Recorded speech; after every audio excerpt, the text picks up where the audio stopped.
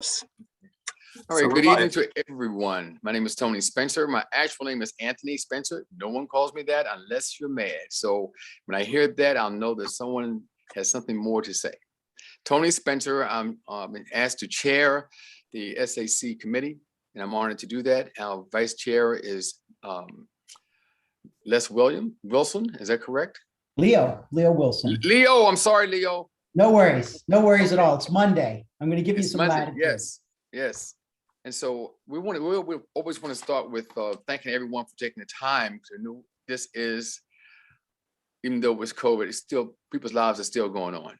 And you're taking the choice of either being now and Mr. Hughes, it says he's in his office, some folks are home. We have to go with that right now until whatever our new normal is going to be. So I just want to thank you again for taking part in this process. So the Stakeholders Advisory Committee, we have I think a great opportunity for input, but even with the input, just understand that all that information is taken together and put together, I think eventually in what is best for the long range of the planning process for our county. So I'm in Region 7, and I want to go from here and just go with the introductions with Mr. Hughes. If you want to take it from there, Patrick, and introduce your staff. Yeah. Let me start real quick, just with a couple of reminders, just for the public who is joining us as well. We've promoted all of you, the SAC members, to panelists so that you all can talk. For the public, please use the chat to communicate with us.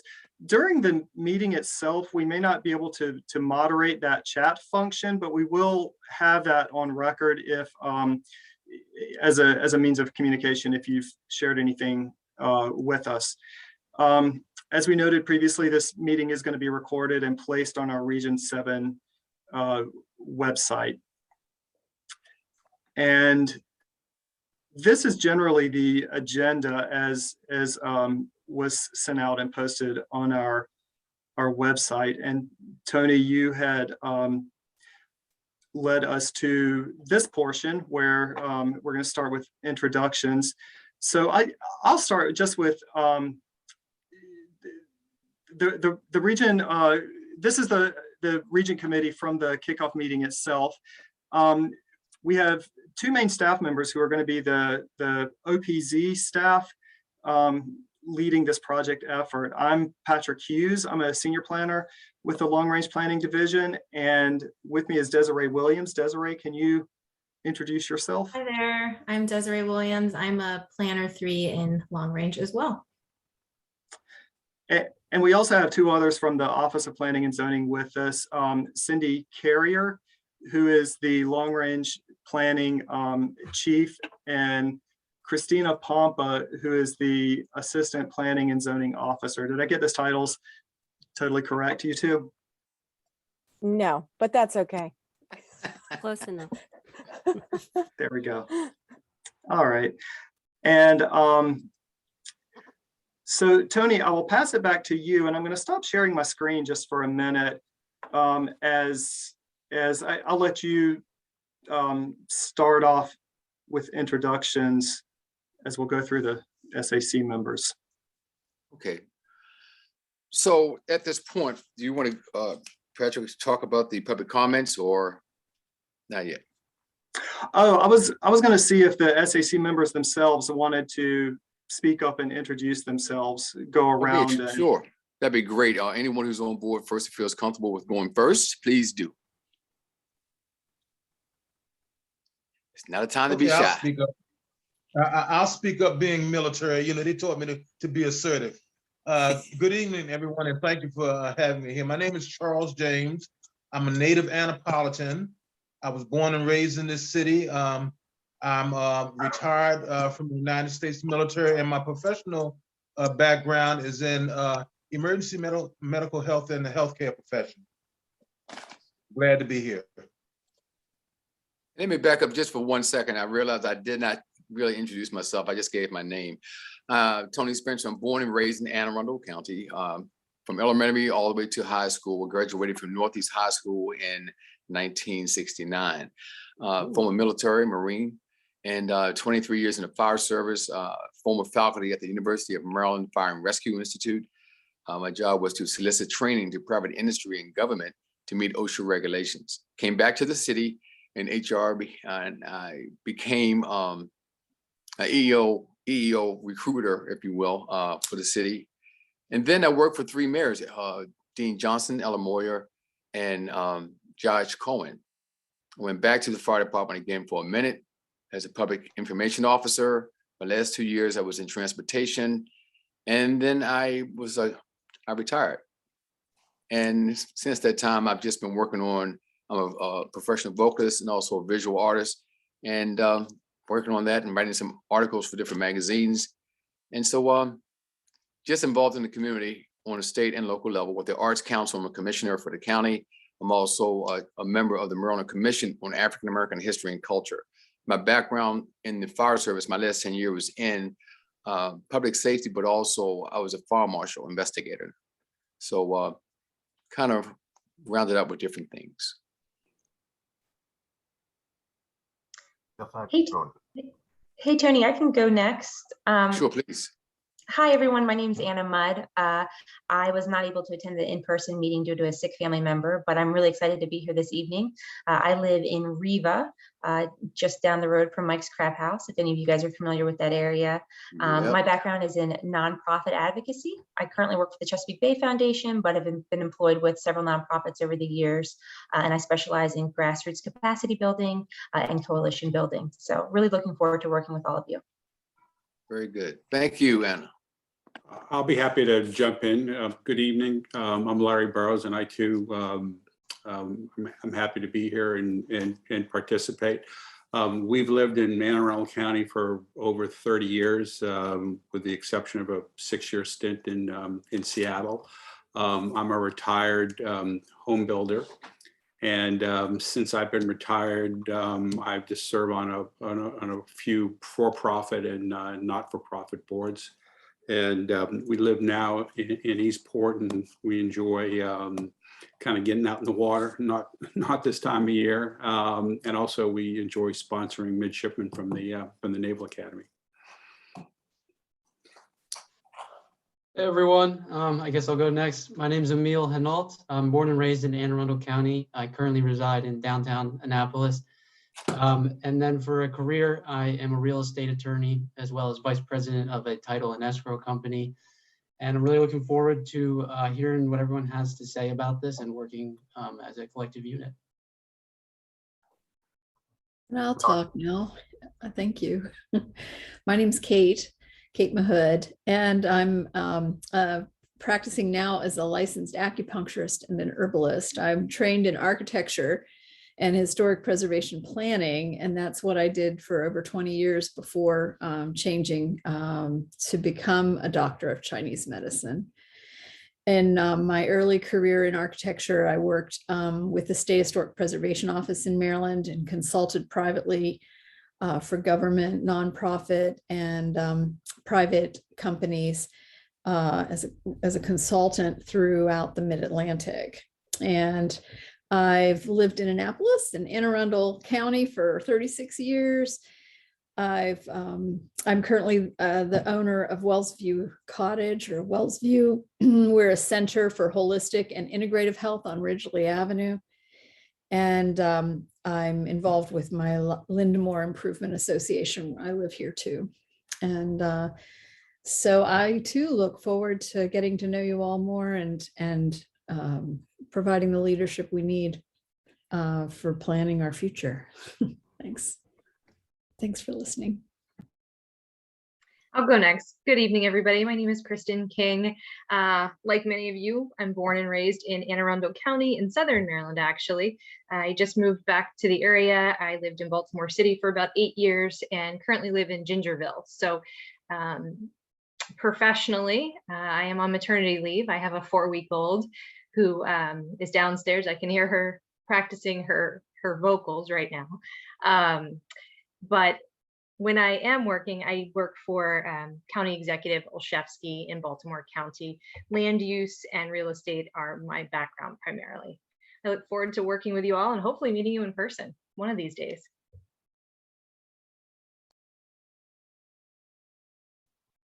Hi, my name is Troy Bell. I guess I go next. Lifelong resident of Anne Arundel County. Live in the Westgate area. My father and grandfather are originally from Clay Street, and I guess when I was about 2 or 3 years old, they brought land out Westgate and built homes, and I've been out here ever since. I currently reside in my grandfather's house now. Been here for, I guess, 20 years. I am a computer operator for the comptrollers. Been with them, well, it's been 40 years now. Still working, and I enjoy doing my work as a computer operator. We work on a mainframe, and doing data batch work. And I'm also involved with my church, Valentine Methodist Church. I'm the trustee chairperson out there. I've been doing that for quite a bit too, about 20 years. And I'm kind of new with being involved in the community organization thing.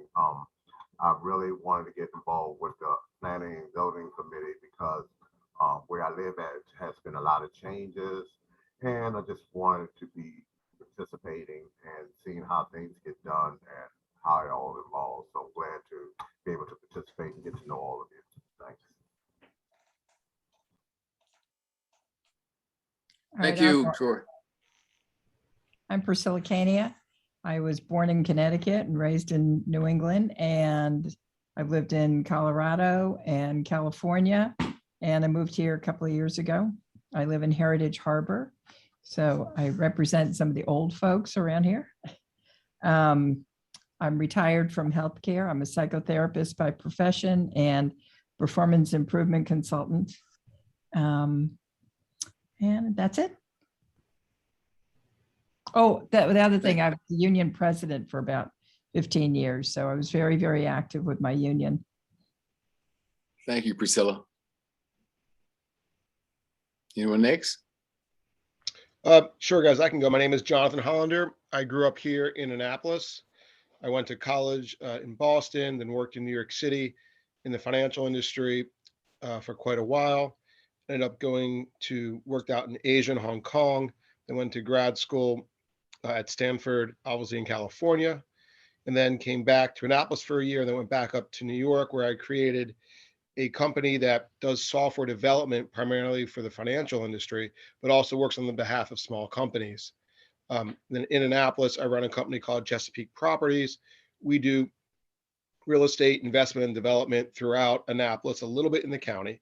We also spend a very large amount of time with affordable housing in terms of here in Anne Arundel County, in Annapolis, but also much more nationwide. In terms of volunteer work, I am the chair of the finance committee for a large charity called Innovation Africa. We actually produce about 10 megawatts of power throughout 300 villages throughout rural Africa. I actually worked in Africa for a few years, way back when I was in finance, which created that interest. And so I run all of our finance team and also work on technology development for them. And here in Annapolis, I sit on the Annapolis Police Commission, which is a volunteer commission with the police force, working to promote police interests and communication throughout the city. So my interest is obviously in land use, real estate investment development, affordable housing, and then looking at other models that we have countrywide and wondering why we don't have some of those here and how we can help to improve the housing situation in Annapolis in terms of growth, in terms of density, in terms of reusing the infrastructure we frankly already have to add more supply to help bring down prices for everybody. Thank you, John. Next. I could go next. I'm Linda Dodge. Good evening, everyone. I am currently the president of the Annapolis Roads Property Owners Association. I've spent most of my career in either public safety or transportation safety, and I can't believe that I didn't run into Mr. Spencer before, since I also taught at University of Maryland Fire Rescue Institute for quite some time. But I was out of state, working in Colorado for a while, setting up trauma system program in Colorado. So our paths probably just didn't pass. I'm looking forward to participating in this group, but also learning from everyone, because I think this is such a great time for us to be involved in this and to to try to contribute both to the community that we live in, as well as to support the county in any of the efforts that we can. So I'm very much looking forward to it. Thank you. Thank you, Linda. I do recognize your name. That could be bad. Next. No other committee members? Going once, going twice. I want to thank everyone for introducing themselves. I guess I thought there were more, so I'm Okay. sorry. My name's Lily Openshaw. I'm also a military background. I was in the Navy's Civil Engineering Corps for many years, and I did public works director, facilities planning. I got out to raise my kids. I worked for the city of Annapolis as their capital projects engineer. And then I did a small private consulting practice, which I'm still doing right now. I'm a professional civil engineer and environmental engineer. Recently got involved in the Forest Drive task force and was vice chair of that. And I'm vice president for the Bay Ridge Civic Association. Just really interested in all the development plans that are coming our way, especially in Annapolis Neck. Want to make sure that we have a solid foundation of infrastructure for any development that comes our way. And I do see, I think somebody else said, there's a lot of opportunities now with new technologies that we can do some really interesting planning and really make our county the best it could be. And I like the makeup of this committee. So I am looking forward to hearing everyone else's ideas on this. Thank you, Lily. I Tony, also I want to didn't- say I about didn't- Lily, I want to thank her for, she and her husband for being sponsors for art at Maroon Hall. I had a art exhibit there in February to May in 2019. And so she's very much involved in the community more than what she's saying. So thank you for being a part, Lily. So Tony, I didn't speak up, but I will now. My name's Leo Wilson. I'm a designer here, an architect in Annapolis. I run a small design firm here out of Eastport. I've been here for about 30 years. And we do a variety of projects, residential, waterfront, commercial work. And we're interested in being part of the discussion about what the future direction of Anne Arundel County looks like, particularly where we live. I served in a prior role as the chair for the Citizens Advisory Committee, working with Patrick and Cindy, who hasn't talked yet. But as we were trying to put together what was going to happen in the county on a broader scale, and just trying to understand how to bring in public comment to the discussion. So I have a little bit of experience with it, and I'm looking forward to being part of this group. Thank you, Leo. Leo also is co-chair or vice chair? Vice chair, you have to do the hard work. Vice chair, okay. But the thing is, if I'm not here, he will be leading the meetings. So thank you, Leo. Oh, pleasure, pleasure. Happy to do it. Anyone else? I don't have the time on my watch on, but we do have an aggressive calendar for this evening. And I just want to say this, I think we're shy of 5:50 when we're going to start talking about public comments. But I just want to say up front, if there anyone on board tonight that has anything to offer, they have the chat box. If you are going to talk, we have to limit it to 2 minutes. And if we see that the time is coming to that point, we will remind you.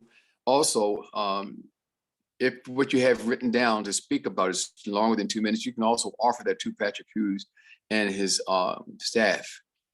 And Yeah, Patrick, Tony, you want to say let anything? me share my screen because it'll have that email address on it if everybody can see this. Yeah, so go ahead, Tony, I'll let you finish. Well, just, I think I'm basically, I've said 2 minutes per person. We don't want to be rude, but we do need to use our time wisely. And this is our first meeting. It won't be the last opportunity to talk. So please bear with us and work with us. But I'm just so happy to see the diversity and mindset around the table, which is where we need to have in order to move forward. And so the gentleman who was talking about other models around the country, that is something that we really need to hear. And while we see Anne Arundel as being progressive, other places have done things that we have yet to do. And so we have to have the power of voice and thought around the table. So thank you all for being here. Patrick? Okay, I do not see any raised hands among our participants, so I don't think that we have any public comment for tonight. All right. So I'm going to mute out and hand it over to you. Okay. All right. All right.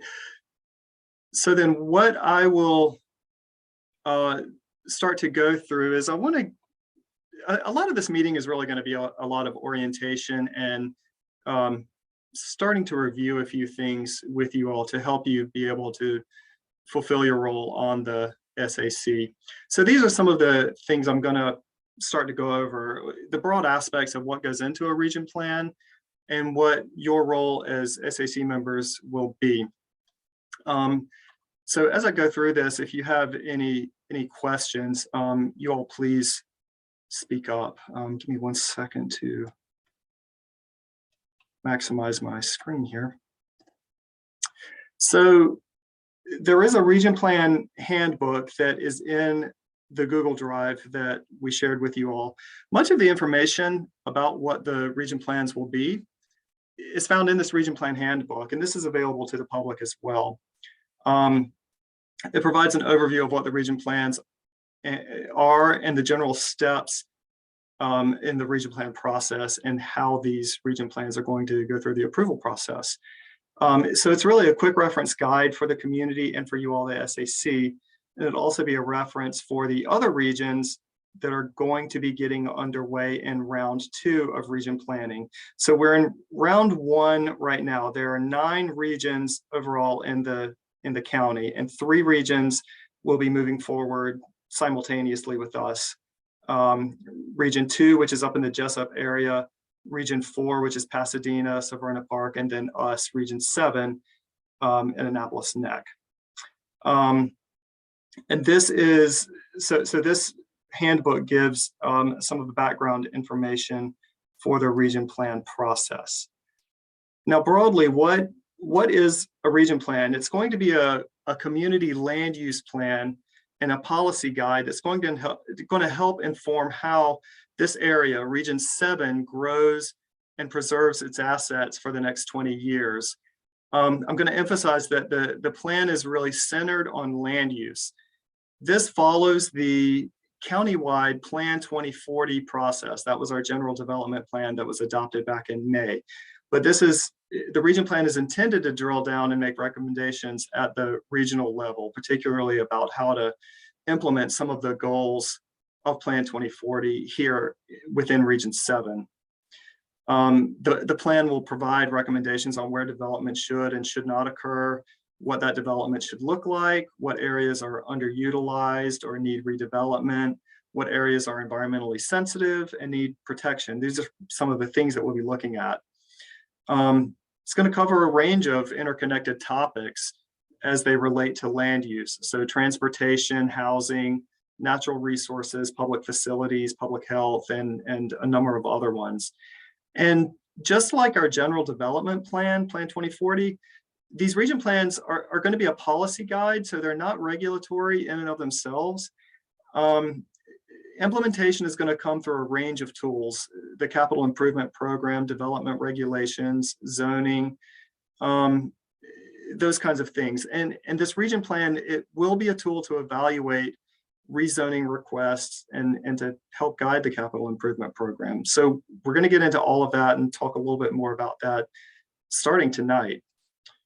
A couple of things that are unique about this region. If you look at this map of Region 7, it covers all of Annapolis Neck, more or less to Saltworks Creek, and then also the community of Riva, which is below the South River. And our region is unique in that much of the central portion is the city of Annapolis that you see in gray here. Annapolis has its own planning and zoning authority, and so it's going to be really important for us to coordinate with them and to really understand their goals so that our planning work is coordinated with their planning work. I'll mention that the city is currently updating its comprehensive plan, which is called Annapolis Ahead. They're going to have a preliminary draft. I believe they're looking to release that in March.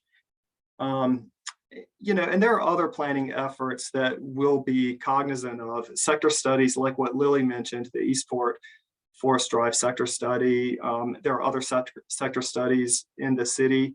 A lot of these findings and recommendations from some of these other studies will be reflected in their comprehensive plan update. So I think we can expect to invite City of Annapolis officials to present and participate in some of our discussions as we move through this process.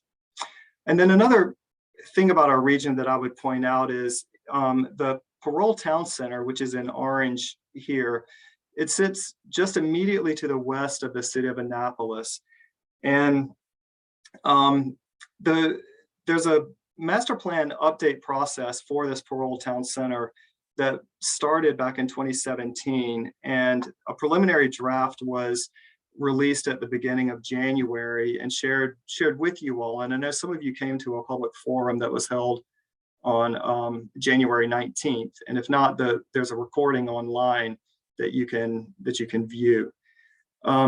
This Parole Town Center master plan is consistent with the goals and the policies of Plan 2040, and it really elaborates a vision and incorporates other various studies that are relevant to that Parole Town Center area, including an area-wide mobility study. However, there's going to be coordination that we'll need to be doing, particularly in land use changes and zoning changes as they relate to the Parole Town Center. Those are going to be handled by you all through the region plan process. And so while you all, the SAC, are really charged with developing this overall region plan, it's going to be important to be familiar with some of these other efforts as well. And on this one, the Parole Town Center, we've been receiving comments up until last week on this draft plan, and the plan should be moving to the Planning Advisory Board in the next month or so. So what are some of the questions that this region plan will be looking to answer? The Office of Planning and Zoning, Desiree and I and others, we're going to be looking to answer some of these questions that are on the screen before you as we move this region plan forward. And these are good questions for you all to be thinking about as you all reach out to your contacts, your HOAs and your community groups, and think about how really these kinds of questions are interrelated to each other and how they relate to land use generally. For example, you may hear about a community or a neighborhood that has limited access to parks or green space, and this may indicate that not enough land has really been allocated for that purpose. And so that's a land use issue that we will need to try to address with this region plan. As we're going through a range of topics over the next year, you'll know that there's a relationship among various master plans that we have done and that other agencies are doing and have done throughout the county. For example, there's the Land Preservation Parks and Recreation Plan that is going through an update now. That is looking at green space and park equity throughout the county, and that's going to be an important one for us to consider and to coordinate with. We'll be having all of the relevant agencies in the county come and share their work with us, with you all, as we go through these various topics. There are some constraints for our region planning effort. These region plans are county legislated. They're not state mandated. They do have to be legally sound, and they can't really conflict with federal, state, or county laws. If you've had a chance to look at some of those background materials that we shared with you from the Maryland Department of Planning, you will have gotten kind of an overview of that federal, state, and county, or well, particularly federal and state framework that we're working within. Like Plan 2040, I said it before and I'll say it again, these region plans are going to be policy oriented. They're not going to be regulatory in and of themselves, and implementation is going to happen through changes to code, development regulations, zoning, those kinds of things. So those are the recommendations though that we'll be making. And I would encourage you, as we think about region plans, think big picture. While we're in the planning process, members of the public may identify specific community concerns like littering or pest control, those kinds of things. Those are not really land use issues, and those aren't things that we're going to get into with this region plan. I will point out, and it's noted up here, we do have a website, a 311 website, where people can make very specific comments about things that are short-term issues or maybe maintenance issues. And a lot of times when we hear comments like that, we will share that information with people, or else pass those along to the relevant agencies for them to address. Are there any questions on any of this at this point? You know what, I have one simple question, Patrick. I Okay. didn't find some of these slides in the homework. Are you going to download this? Because I really like that list of things that we're supposed to be asking our group. Sure. Yes. Yeah. We'll be sharing this this presentation with you and also online. Hey, Patrick, I have a question in terms of looking and trying to figure out the kind of the northern, if you will, boundary of our region. And I know Pearl Town Center is in there. Is the mall part of that too, or is that? Yes. It is. Okay. Mm-hmm. So is that like Bestgate Road or something like that? Yeah, Bestgate Road is within Region 7, and then Region 7 extends a little bit further up to more or less Saltworks Creek, which is behind some of the properties in that industrial area. Thank you. Mm-hmm. Patrick, I had two questions about your last slide where you said what we're not going to deal with. Okay. And I totally get that, but so my question is infrastructure maintenance issues and Board of Ed and county operations. I mean, we're not addressing those, but sometimes when you're planning for growth and development, I think those issues have to be taken into consideration to think about whether you want to add more development or you want to change the way the development is going to be incorporated into that particular neighborhood or area. So I wouldn't say that we're necessarily solving those, but I think those are questions that need to be considered at least at some level moving forward on some of these. Certainly. You know what I'm saying? I do. Okay. Yeah, and I would agree. Certainly, as these things deal with land use and development, yes, we'll need to be addressing some of those. Another example might be something like, and this is why I said big picture. A lot of times we'll get comments from a member of the public that this particular section of sidewalk is either missing altogether or it is in really poor repair and needs to be fixed. Well, the maintenance issue is something that we can pass along right now to DPW and ask them to address it. Think about a comment like that, the bigger picture. Is that neighborhood underserved? Are there a lot of sidewalk or pedestrian facility gaps in that area that need to be called out very specifically? Maybe not. So maybe we're not going to make a specific strategy for that one segment of sidewalk, but addressing pedestrian connectivity, particularly in neighborhood X or something.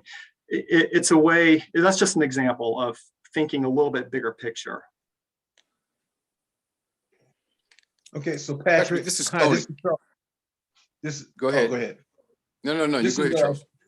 Okay, this is Charles, and you've hit on some points already that sort of grabbed my attention specifically. Region 7 is a pretty large area, I live in and this may be a little bit behind because they've already started some things down here in the Annapolis Neck area. Yes. And so Annapolis Neck is part of the Anne Arundel County, but I noticed the city is involved with a lot of the construction that's going on down here. My concern is the traffic. Annapolis Neck Road is a relatively small road, and this construction site that's already here has already started is a pretty large undertaking from what I've seen. And so my concern is traffic getting in and out. It's one way in, one way out. So who would we be addressing that to? The city, or the city and the county collaborating on that? I think you've identified a key issue. You know, this cross-jurisdictional collaboration, particularly as it impacts infrastructure, transportation infrastructure. This is a key issue, a key part of what we're going to be looking at. And that collaboration between the county and the city on some of these issues is going to be really, it's a tricky issue. And it is something that will need to be, you have front of mind as we're going through this process. Okay. Patrick, this is Tony. Something I haven't heard, and Jennifer Road goes all the way down to Admiral Drive, right past the fire station. Right. Adjacent to the fire station is the detention center. Yes. And years ago, people never thought it would be added on to, and it has been. So is there any future plan for relocating the detention center if the growth of it continues? I don't know specifically. It's something that we will be talking about as we get into public facilities. When we get into that topic, we can certainly ask that question and find out what their future plans are. Yeah. Okay. Okay. Thank you.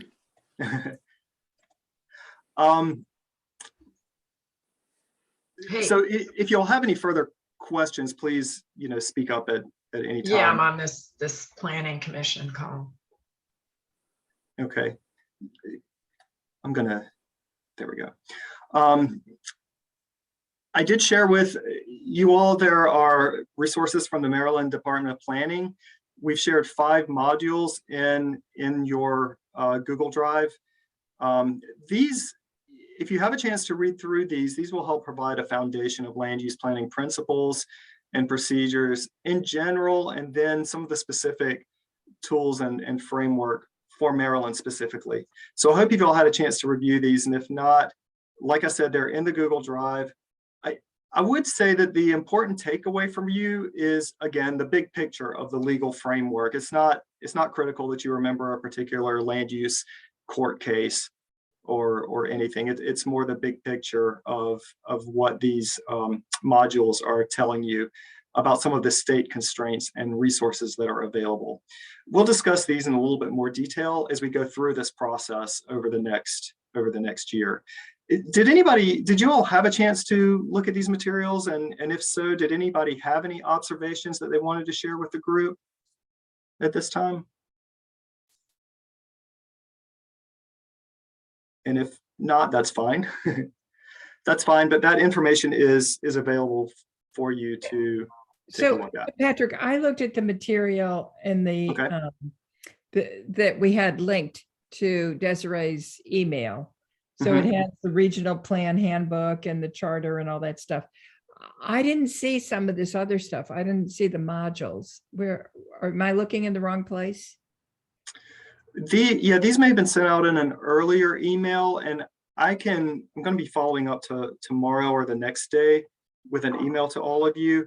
I can send a link directly to these, but they're within that Google Drive. I believe it's, I don't recall the actual name of the folder at this point. It's in the, if you go into the drive, there's committee materials, and then background and education. It's within that folder, and then Maryland Department of Planning education materials is where that would be located. I can send a link out to all of that for you though, when I send that email out tomorrow or the next day as a follow-up, okay?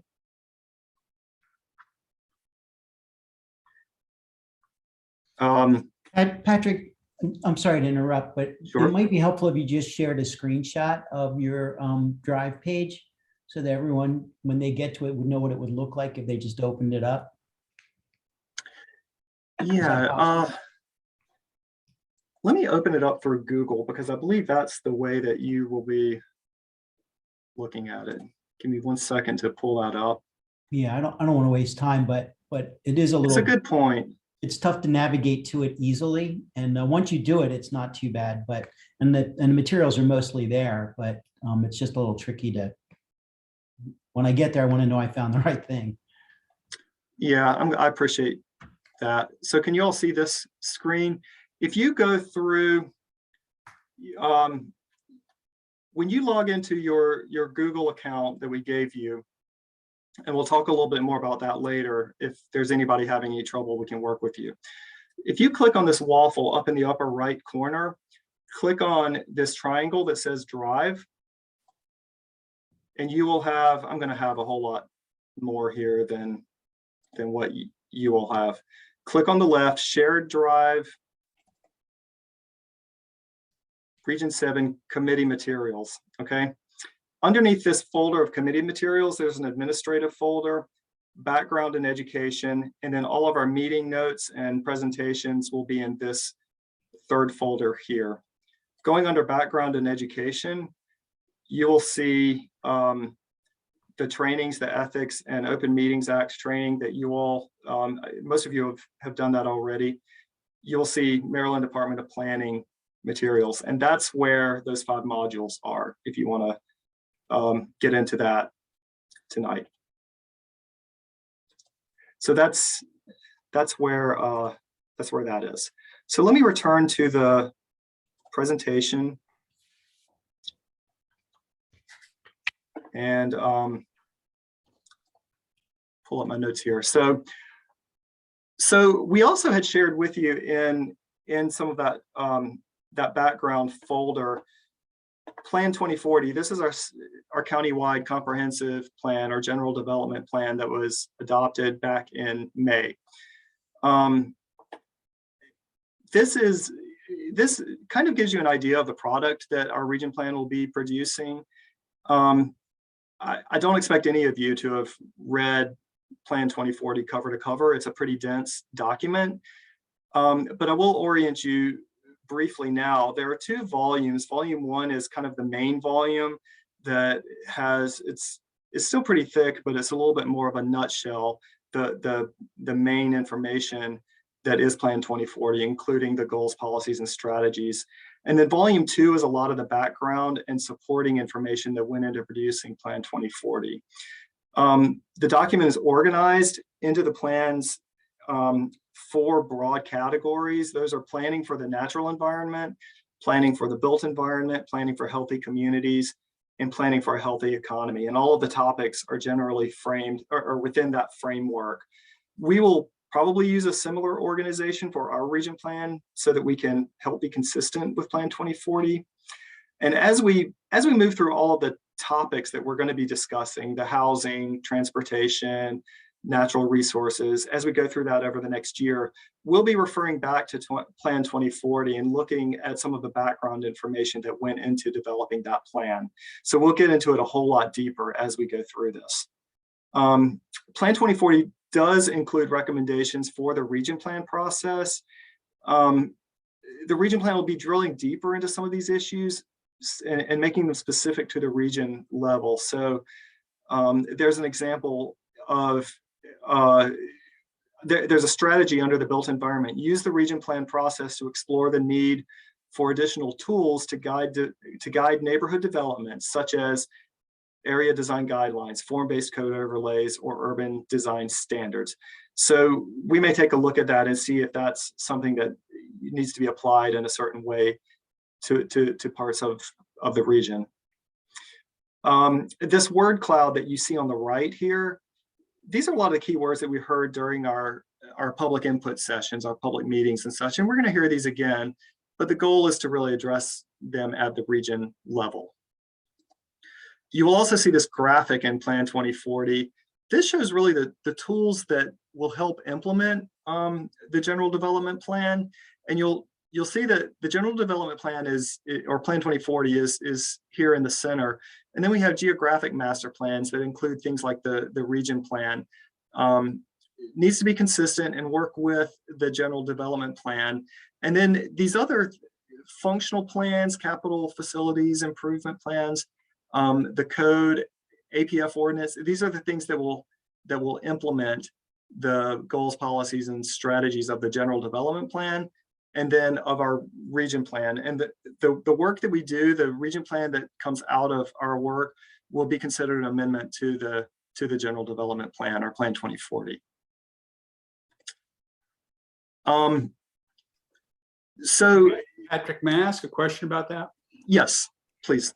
So I didn't read it cover to cover, because as you said, it's pretty dense. I thought it was actually pretty thoughtful. And so there's a section in there where there's a development policy areas, and it kind of defines them. And so in our region, it's largely covered by the peninsula, neighborhood preservation. Obviously you have the city, and then we talked about the town center. So I'm assuming that the guiding principles there and the focus should be kind of consistent with that. Is that how to think about that? It should, yeah. I think you're right. There may be some tweaks needed to those development policy areas, and as we're getting into it, we may want to tweak the boundaries a bit.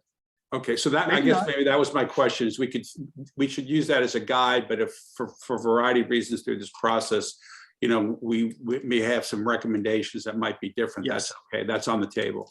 It is, yeah. And we definitely will be looking at planned land use, and then certainly zoning is going to be a part of this process as well. Okay, thank you.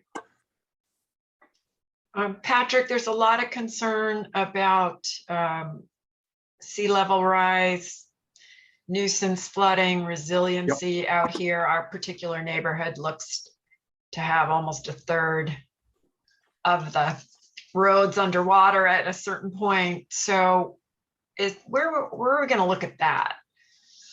That's going to be, yes, that's going to be one of our topic discussions. Okay. Yeah, Desiree's going to get a little bit more into some of the schedule that we'll go for. So let me hold for her, okay? So the roles and responsibilities of the Stakeholder Advisory Committee. As a reminder, you all were appointed by the county executive and approved by a resolution of the county council to serve in this role. And your primary role is really to answer some of the questions that are highlighted on this slide. What is it that community members are concerned about, and what is their vision for the future of their neighborhood and of this region? And these can kind of be summarized as connecting and collaborating, advising, and then advocating. And we want to keep these questions in mind as we go through this discussion tonight, and then as we go through this whole region plan process over the next year, especially. The chart, hopefully you all had a chance to look at the Stakeholder Advisory Committee charter that was shared with you. That gets into some of the parameters of how the SAC will work together with each other, with OPZ staff, and then also with the community. Hopefully you've had a chance to look at it over the last month. We can fine tune this charter as a group if necessary, and we will ask you to sign the charter. I know some of you have already done that. We did want to highlight a few of the items that are within that charter. And one is what you see here, the guiding principles for the region plan process. These guiding principles were developed and adapted from Plan 2040. So inclusivity, making sure that we're hearing a wide range of perspectives from people within the region, respecting those different perspectives and experiences and aspirations, as we engage in dialogue through that process. We want our region plan to be one that promotes health, that promotes environmental protection, and delivers on equity in our planning process. So these are going to be some of our guiding principles as we move forward. And these are developed and adapted from Plan 2040. But we did want to bring this up and give you an opportunity to add or clarify or ask any questions that you might have about any of these. This is Tony, Patrick. On the fifth one, in equity, I think people hear the word equality, they hear the word equity. They're two different things, have two different meanings. And they broaden the spectrum of folks. And here we have race and social inequities, but there's others that needs to be considered with this. And the disability issue is one of them. So I think that word by itself doesn't really suffice. I think equality and equity need to be shared together because they both have their own roles. Equality and equity. Yes.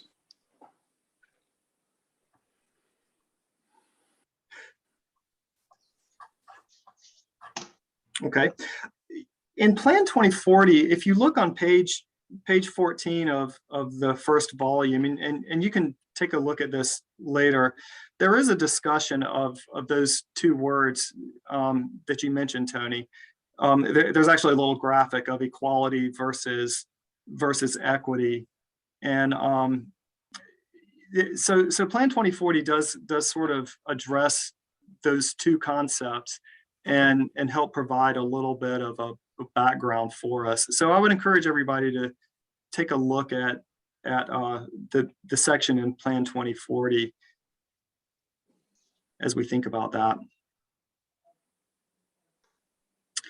Any other comments? So Patrick, one thing on health, in the Annapolis Neck area, I know from my work on the Forest Drive Task Force, there's a lot of concern about safety and emergency response capabilities, especially when we have a lot of congestion, there's an accident and nobody can get out of the peninsula. So can we, and so we actually, one of the recommendations on the task force was to add a section to the city's planning documents that address safety and emergency response in a long-term planning goal.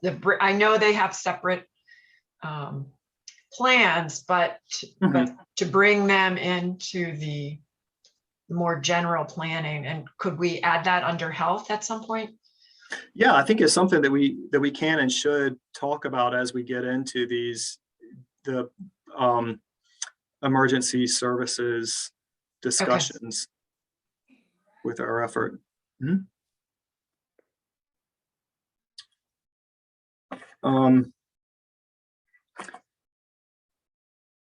So there is one item, and I discussed this briefly with Tony and Leo on Friday.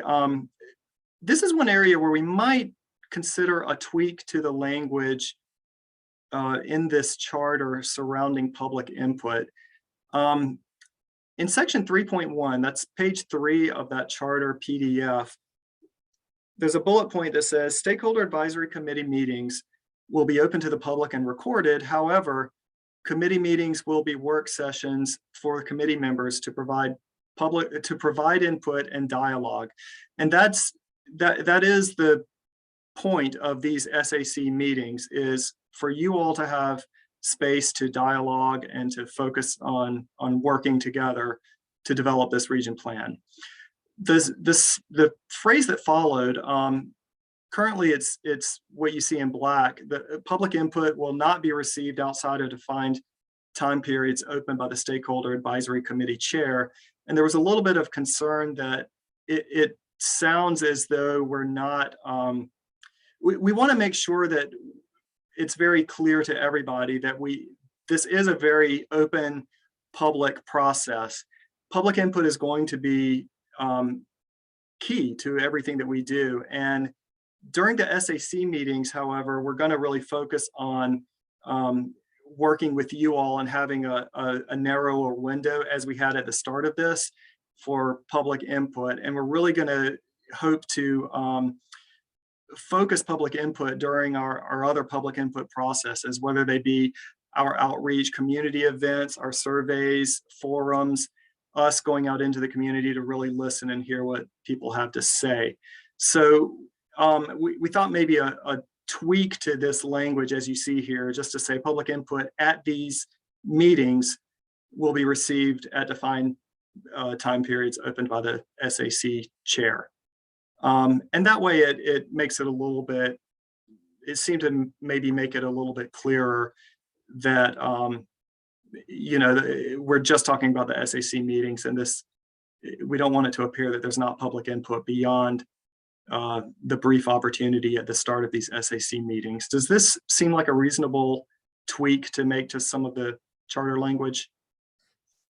I think it turns a negative statement into a positive statement. Absolutely. And that's a good thing. Yeah, I'm comfortable with this language change. Says exactly the same thing. Yeah, I agree. Yeah. Okay. Okay. Patrick, I had a quick question. Sure. When you are soliciting our input or feedback, what is your preferred method? And that I'd open that question up to the group as well. Do we raise hands? Do we put it in the chat? Do we speak up? I mean, do you have any thoughts or best practices for a group of this size? Yeah, I have my preference. Tony, you're the chair. Let me let you address this first. Okay. You want to restate that question? Because I want to make sure I'm hearing this clearly. And I know that you and I spoke about some things, but just restate that for me. Sure. So I'm just curious if we have comments or feedback throughout these meetings or different presentations. What is the group's preferred method for providing that feedback? Would you prefer we use the raise hand function? Do you prefer we put our questions or comments in the chat box? Or is everybody comfortable just speaking up when they feel inclined to do so? What I think is very good is the fact that you have Desiree on here. So if someone puts something in the chat box, because they may not want to speak up. So I think having more than one mode of communicating what they want to share is necessary. And some things may be too long to put in the chat box, and some things may be too long to talk about openly. So you have the option of the chat box and email, get back to the staff. How does it sound? Yeah, for me too, I like the aspect. I've unmuted, we brought in all of you as panelists to really help facilitate a discussion. So I'm fine with when I'm presenting, if people speak up and say, hey, Patrick, let me ask something or interject something here. It's not quite as natural as if we were all sitting around a table, which would be ideal in a non-COVID world. But I think that's I think that works for me too. So I'm very flexible. Yeah, I think, okay. I think the process, what we're doing we need flexibility. We do need flexibility, but we also need constraint. Say again? If people raise their hand and somebody's screen sharing, you can only see a few of the faces on the screen. So you wouldn't be able to see all of the people. If it's everybody, then we could do the raise the hand. But if it's a screen share, then you just can't see that. Yeah. Good point. Well, I appreciate I'm sorry to get us off topic. I was just curious when you opened it up, the floor. I was just curious. That's okay. And I think it's important to understand that, because if you can't see it with the raised hand, that's why the chat, I think, is important. So that who's ever monitoring that can speak up. So I like the spontaneity of being able to speak up. I think if we do get into a very spirited discussion, and I'm hoping we do, and there's a lot of comments and people, rather than stepping on each other, at that point, if you do raise the hand, as I recall, the raised hand then goes in chronological order. So that would help the chairperson to identify who's next in being able to call on them. That's just my thinking. Yeah, I was going to jump in with that though. Just sorry.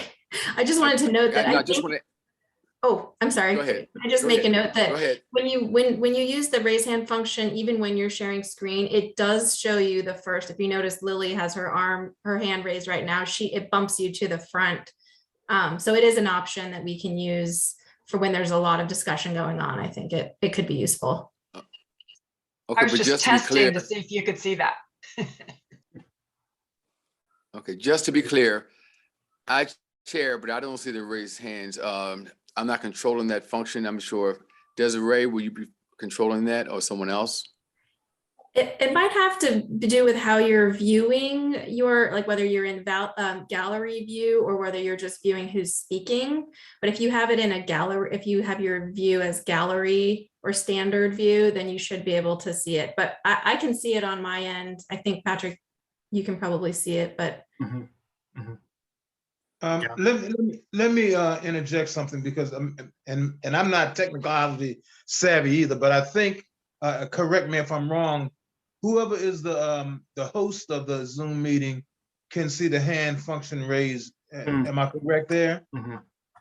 Okay, Yes. and so Yes. and as someone else said, that if you're looking at the screen in a gallery sense, you can see whoever's hand is raised. But just as Tony said, flexibility is a key. If we have to go to the hand raising function, then we have that available to us. But right now, in this forum, we're doing pretty well as far as just speaking up. Thank you. I think so. Yep. So let me finish the discussion on the SAC charter. The charter does finish with what this graphic shows, the consensus continuum. If you've had a chance to look at that in the back of the charter, it's kind of a suggested resource for how we as a group can develop consensus around decisions. Think of this, I think, as a self-reflective tool that can make us aware of positions on decisions that are not always black and white or yes and no. It helps us be aware of where people stand and where we ourselves may stand on this continuum. And thinking in these terms can help us as we do get into some of these spirited discussions. It can help the committee move forward when possible, or to understand when we need to dig in deeper on a certain topic.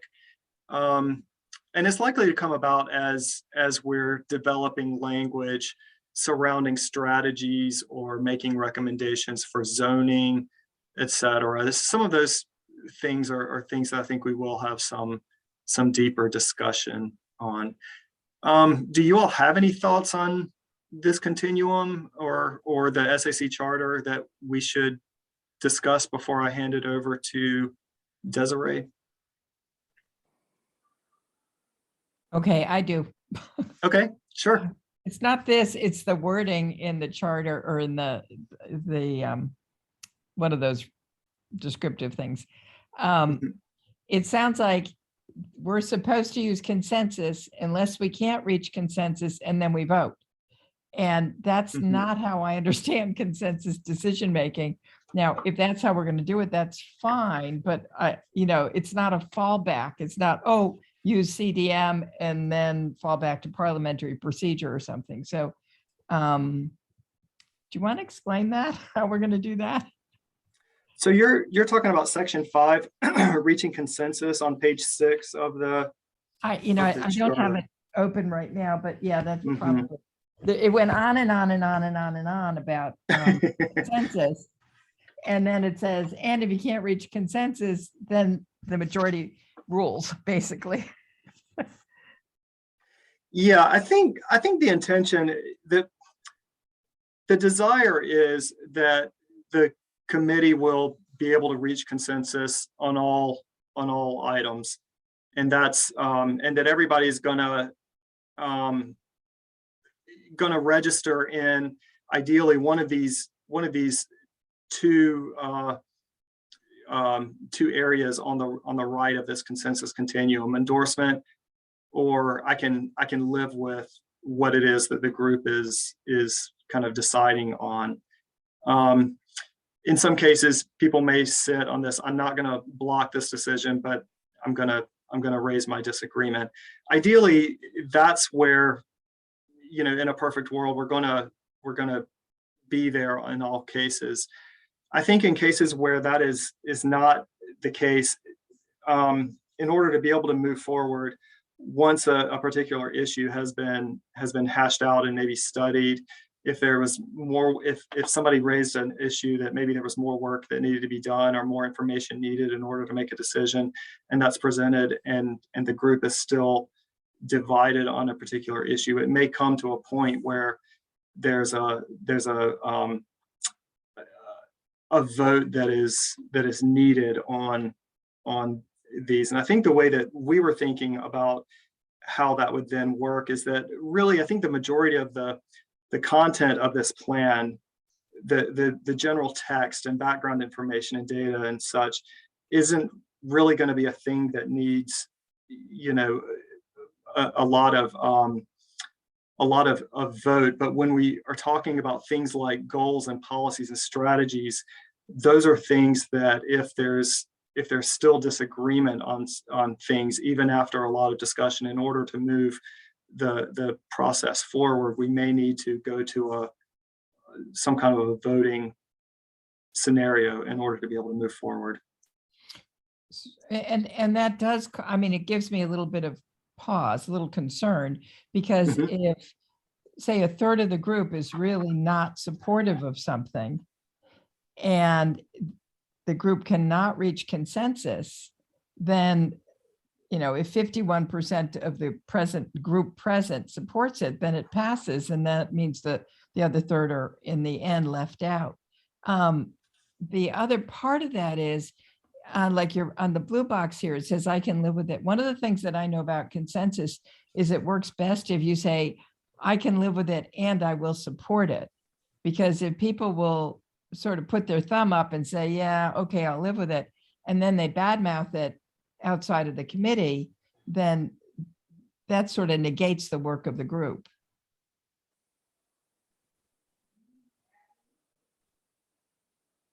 That makes sense? It does. One point that I would make, and then I want to open it up for discussion and get other people's thoughts on this. I think the way that we were reading the idea of, I think we were thinking the goals, policies, any kind of a policy decision is something that would need a two-thirds vote, and it would be kind of lower level non-policy types of decisions that would be just a simple majority vote. Having said that, though, I want to open this up to hear from others on the committee. And Tony, I don't know if you want to help moderate or facilitate this discussion at all. Does anybody else have any thoughts on this? I would like to say this, just as this has created this level of discussion, I think that's going to happen the further we get into this process, because we have different thoughts of how things should be done, and it's go along with it. But bad mouth after we leave the committee, that's kind of defeating the purpose of what we're really trying to do overall. You're going to have different views.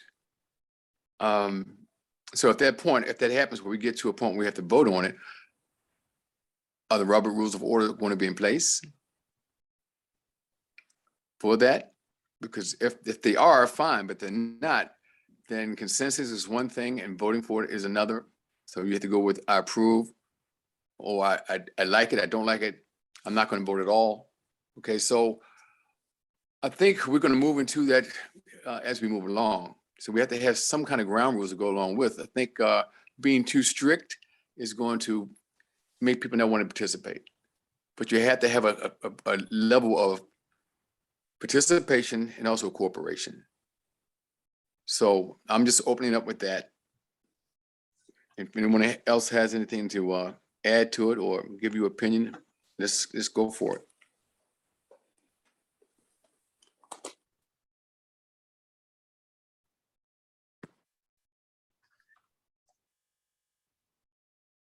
Okay, Patrick, you still there? Yeah, I'm here. Can I say something? I have a neat little document. I'm just going to step in. I was trying to put it in the chat to everybody to share it, and it won't seem to go. And it's sort of a summary that a teacher taught me once about 4 ways of decisions. And it might be a tool for us to support the conversation on this later. I'm trying to offer it. I'll send it to you, Patrick, via email. And anyway, I do think that this conversation is really important. And I agree with the previous comments that have been made. Thanks. Here's what I think I'm gonna suggest. Kate, if you can send me that maybe tomorrow, I can share that out with the group. Priscilla and others, if you all want to suggest some potential revisions to this charter language that the group can discuss maybe at the next meeting, and we can take a closer look at that before we have everybody sign on to a charter. But this was sort of a starting point for us to think about how our meetings are going to be structured and just in how we work together.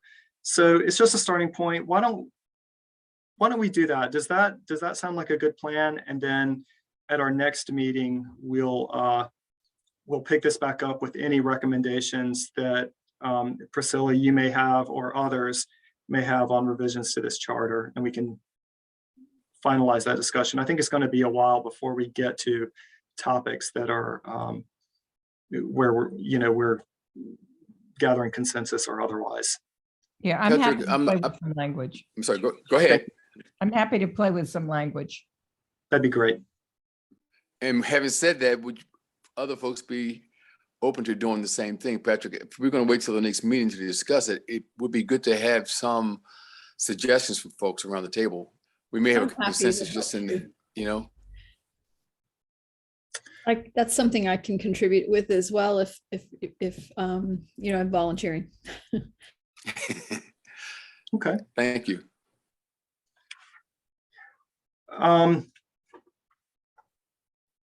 Okay, that sounds great then. I'm going to make a note that Priscilla and Kate, you two will kind of help, and anybody else, if you have thoughts on any revisions to this charter, send them our way and we can share it out, and we'll have something to work on at our next meeting or to discuss at the next meeting.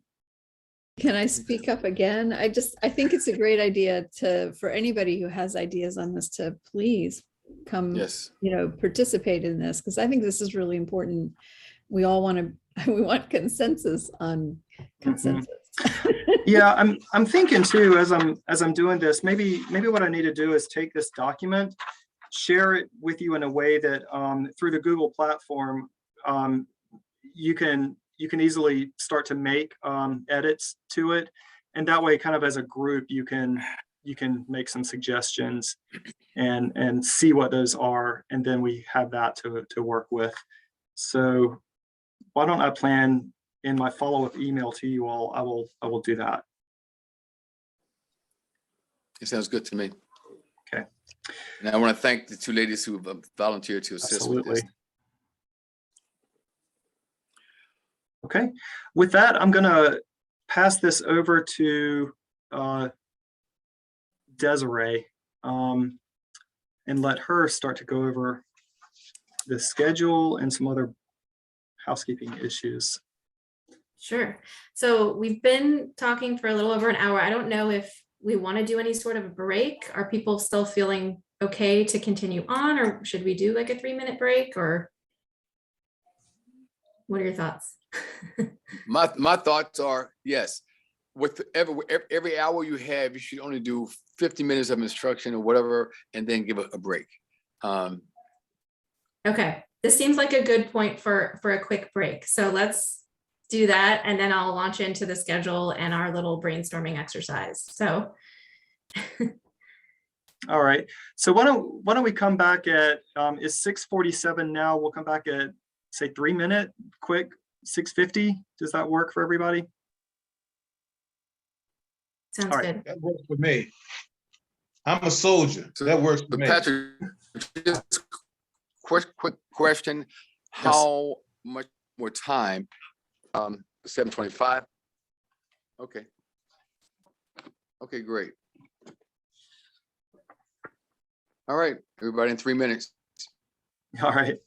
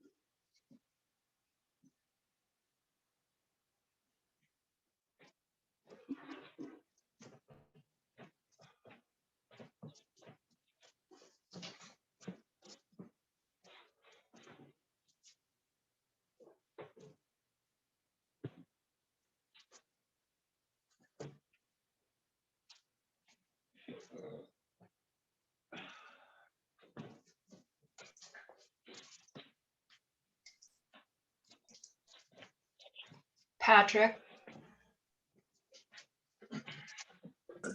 Yes. I was trying to find the So- mute button.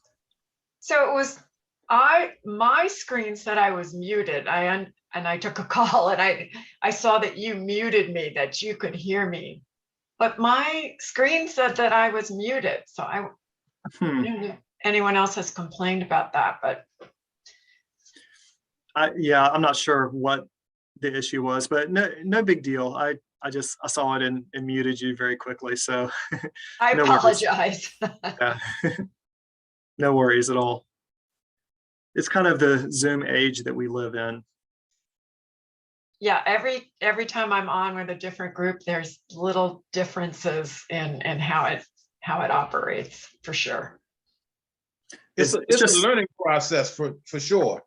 Yes, absolutely. It is, and it's not perfect. We'll be patient with each other.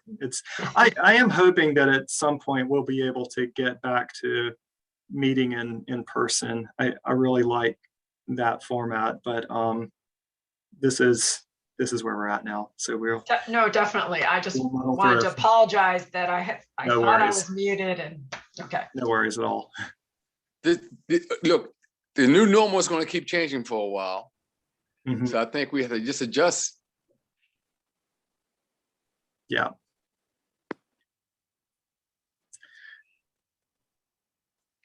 So How you feel so far, Patrick? I think it's going well. I'm seeing that it is 6:50 now. Desiree, do we want to go Sure. ahead and I'm start back ready up? if you guys are. I can go ahead and get started. Okay. Please. So, Yes. all right.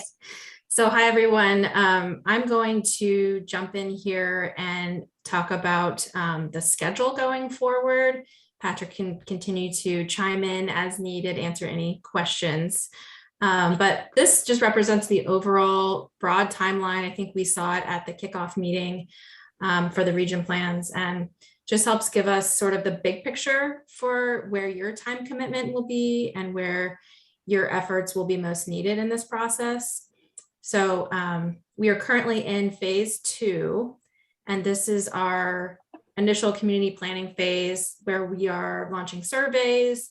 We're launching planning to launch a feedback map in February and conducting a virtual driving tour for you guys for the SAC, which I'll talk about in a little bit later.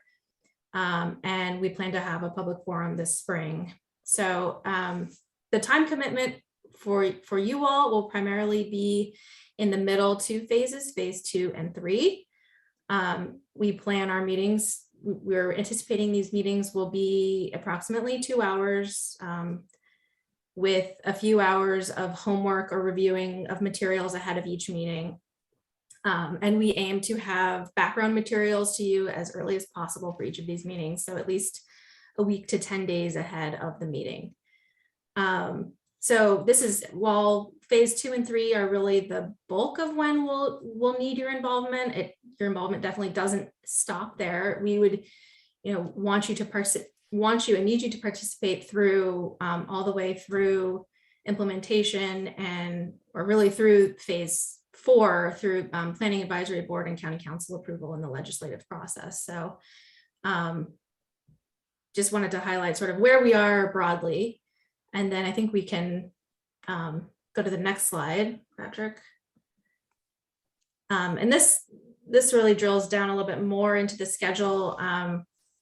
So as you can see, this winter through fall of 2022, we'll be kicking off some presentations from various county departments as they pertain to Region 7. So we'll be discussing topics such as the economy, public health, transportation, land use, the environment, etc. So we are currently in the process of working with these other agencies to figure out, and our other region planning teams, and plan to give you some more detail on which of these topical meetings will be occurring when. So hopefully we'll have that information and can share it with you soon.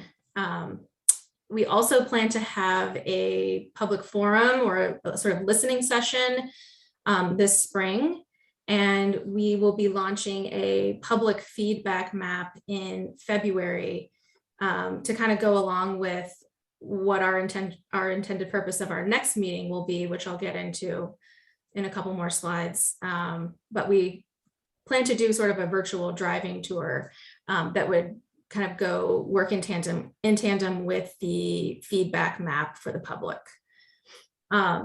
So then after that, following the topical meetings, we plan to do visioning and then start, Patrick and I will start, and with our other team members, we'll start drafting goals, policies, and strategies, and we'll start getting a draft together for you to review more likely in the fall and winter of 2022. So that sort of gives you a general sense of the timeline over the next year. Are there any questions on that we can answer? Just real quick, as far as legislation 2023, that's going with the session starting in January 2023. Yeah, so that's really just a broad, we don't know exactly when this would be occurring, but we anticipate that it would be, early in 2023. So depending on how long that, rezoning process and all of the goals, policies, strategy, and review of the preliminary draft, we would anticipate that would happen sort of fall into winter, and then legislation, we would go to planning advisory board after that. So hopefully winter 2023.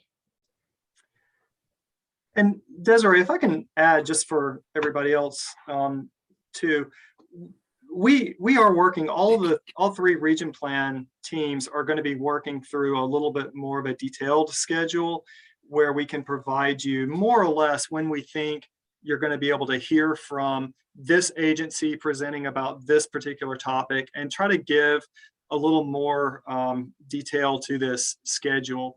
We're working with our agency partners now on that to try to figure out what times work for them, and hoping to have that for you soon in the next, either the next meeting or the meeting following that, to start to give a little more detail to the schedule for you to be able to see the big picture. Patrick, that'll be helpful. Can you go back a slide real quick to that timeline? Mm-hmm. Perfect. So when we look at the community forums and the visioning, I guess this is the whole community input phase. Where do we come in here? How can we help? As I was looking through the charter, that was one of the questions that stood out to me is, how can we be of assistance here? Because I think a lot of us have this top of mind in terms of wanting to reach out to get feedback for you all and be helpful. Did you want to answer that, Patrick, or should I? Go ahead. I can. Sure. So I think with each of these, I mean, with each of our sort of SAC meetings, we want to have sort of a public component that, you know, so if we're doing visioning with the SAC, we also want to do visioning, or actually ideally do visioning prior with the public, so that we have that public information going into that SAC visioning. And it sort of should always, the public process should always sort of inform the SAC process. So we intend to always, I mean, OPZ will sort of lead these public participation efforts and lead these outreach efforts, but we also hope that you as SAC members are bringing perspectives, you know, from your communities, from your organizations, and also listening during those public outreach events and participating in those to sort of hear what they're saying and make informed decisions. So that would be my thought. If you have anything to add, Patrick. No, I think you said it well. Yeah, so we are going to be working through, and we'll work with you all as we're developing some of these surveys and input opportunities to make sure that we're covering the types of things that you all are hearing and making sure that we're getting that kind of input. But then I think you all are going to have your own networks that you're aware of, and we're hoping that you will help push some of these input efforts, you know, these surveys, and advertise forums that we're having that are community wide. There may be opportunities needed to actually go and meet with certain groups that you're aware of, and so we can talk about that as well, and how to do that. So I think that does kind of lead us well into maybe our next discussion. If Desiree, you want to Sure. move into this. Sure. So one thing we would like to do today is to begin a bit of a brainstorming session about public outreach. So I think we can spend about 10 minutes here sort of thinking collectively as a group about what are some ways we as a group can do public outreach. So, you know, OPZ will develop public forums and lead public forums and surveys, and some are already in process, but we are also wondering what other types of outreach can supplement this. So, and by our third meeting, we want to share sort of a detailed public outreach plan. So we want to use this opportunity to get some input from you now to help us develop that plan. So with that being said, I will share, we're going to do this Jamboard activity. I'm posting the Jamboard link in the chat to the panelists. So just if you click on that link, you should open up a page that looks, so that's the second page, Patrick. I'm not sure if you want to start on the first. It might take you to the first page, but you can click the top arrow to navigate to the second page. And is everyone able to access that link? Is anyone having issues? The link disappeared for me. I don't know. It was up and then it left. Okay, So I let don't me know. try that again. Okay. I will say too, this tool is called Jamboard, and it's a good brainstorming tool for groups like this. This is your first time using it, or if this is your first time using it and you're not comfortable, that's fine. We're hoping that this will be a discussion, and Desiree and I can take notes, basically put them on sticky notes and put them here. We gave you access. If you want to do some of it yourself, you can add that in yourself. It probably is a tool that we'll use in other meetings going forward. So this is just an intro to it. Yeah, so if you want to go ahead and add any ideas you have, there's this, you can use the sticky note on the left. It's below the arrow icon. There's a little sticky note there. You just click on that sticky note and you can add any, so this is all live, and make sure you're looking at your link and not the shared screen that Patrick is showing. So Maybe I should stop sharing so that. yeah, maybe if you actually stop sharing, people might focus on their screen. So yeah, you can just feel free to type anything, or if anyone wants to just raise their hand or, speak up, we can also add the notes for you. Yeah, the idea being, how do we include the widest range of voices in our process, and make sure that we're that we're talking to all of the people that we need to talk to in Region 7. So what are some events that we might want to attend? Are there some populations that are gonna need more of an in-person type of meeting or paper-based versus online? Are there neighborhoods or groups that maybe are not as well represented? So throw out ideas, and this can be a discussion, and Desiree and I can kind of be the main people doing these sticky notes if you all just want to talk, but we wanted to give you the opportunity to place them as well. And I see some people are doing that. That's great. Yeah, I just put on homeowners association meetings, just more to play with the sticky note feature than anything else. But one thing is a concern, but also just a comment.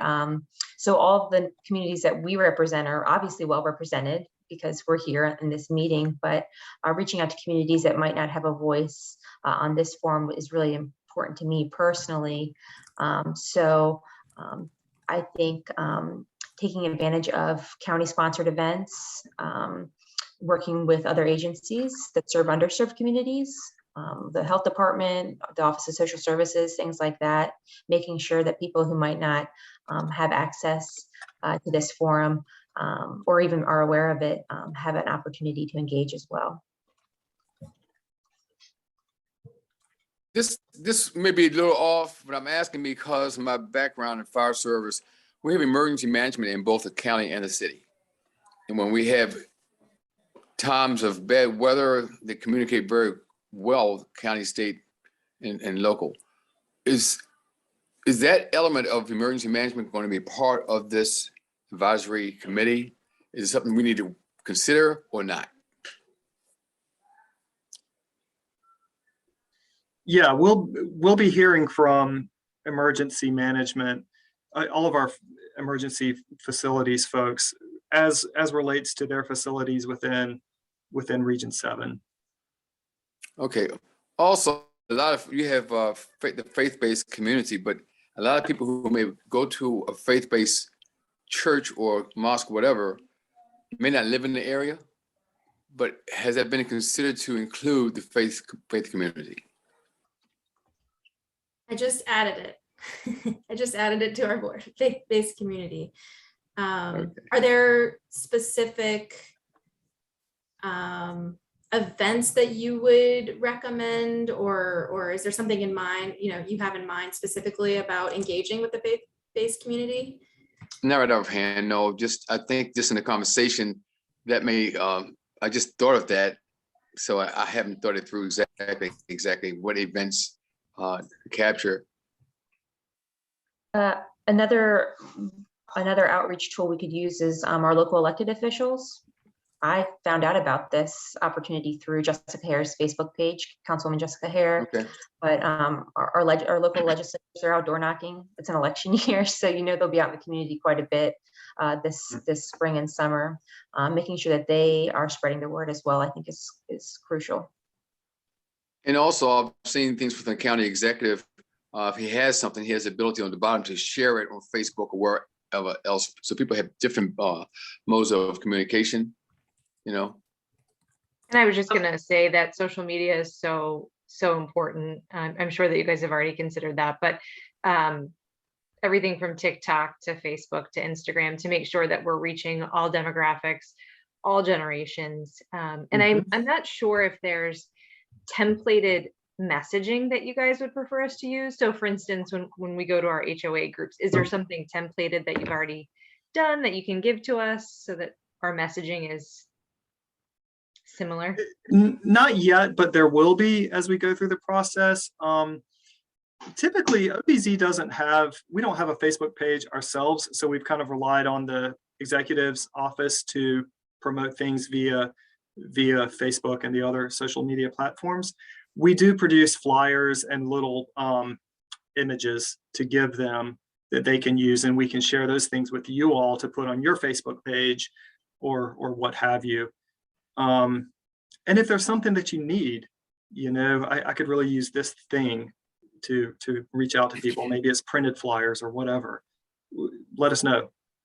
Let's talk about it. So I'm trying, this is something I brought up at the organizational meeting because I do a lot of work with Annapolis Peninsula Federation and the task force and our community. And especially when we're looking at multiple plans, a lot of maps, a lot of work on planning for development in these large areas. I think it's really important to have a meeting place that we can keep records there, and the library is probably the best place because it is a public meeting place. So I'm working with Kristen Feldman out of the communication department for the public library. And we're looking at, if no other library location, the Hillsmere Library, to have a wall or a section where there's a bookcase and possibly some maps that are always available. So you can have small groups meet there, or you could have a neighborhood group come in and meet in that meeting room, and just keep a nice body of the documents there so that you don't have to schlep them to everybody's community meeting place. It's not an end solution, but for so many of the meetings we have with the task force and Annapolis Peninsula Federation, we just kept lugging all this stuff over to the library, and we're just hoping to have a bookcase and maybe a map rack where we could keep some of the maps, so you could actually really get out and put it on a big table and work together at looking at things. So I guess your support in continuing to get that approved would be really helpful. Yeah, you had brought that up, and that was why this was kind of pre-populated with this idea of materials in public libraries. I mentioned all three of the libraries in Regents. Well, I'm hoping all three could come up with something. Yeah. And just there were a couple of other things that were pre-populated as well. In a conversation with Tony and Leo, they'd mentioned the Chamber of Commerce, making sure that we're getting their business perspective. So I'd added that. What about some of the larger, like, landowners or property owners? Again, I don't know whether they would be interested or not, but somebody who owns the mall, or somebody who owns Pearl Town Center, or if there's somebody that owns a lot of rental apartments. Good point. Yeah, property management companies, both commercial property management and residential property managers have access to a lot of different people, networks. Along those lines, with foot traffic, with senior, I know the one on Hearn Drive off of River Road in the county have seniors. Annapolis is more inland. You have Timothy House, you have what used to be Glenwood High Rise. So seniors who are in the area, they may not own property, but they still need a voice. And having the library is very good. The housing authorities, both in the county and the city, I don't know how they operate through, how the health department communicates with them. So one agency can help communicate it to another.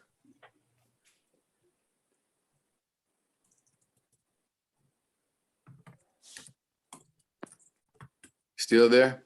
Mm-hmm.